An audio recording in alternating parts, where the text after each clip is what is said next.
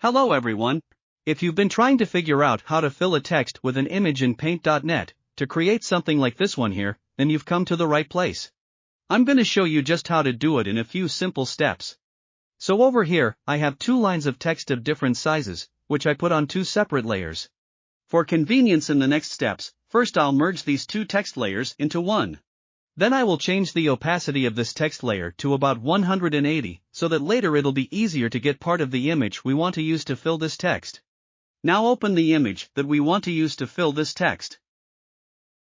Then press Ctrl A on the keyboard to select the image, and then click Copy on the toolbar. Go back to the text file, create a new layer below the text layer, and then paste the image we copied just now on that new layer. Now move the image around until the text covers part of the image that we want to use to fill the text. Once you are happy with the image position, select the text layer.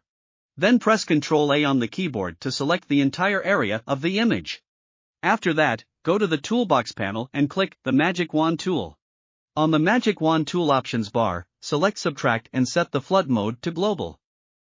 Now click anywhere within the text to exclude the text from the selection. Then go back to the Layers panel and select the image layer. After that, press Delete on the keyboard to delete part of the image that is not being covered by the text. Now simply hide or delete the text layer, and you will get a text filled with an image. To touch it up further, we may add an outline to the text.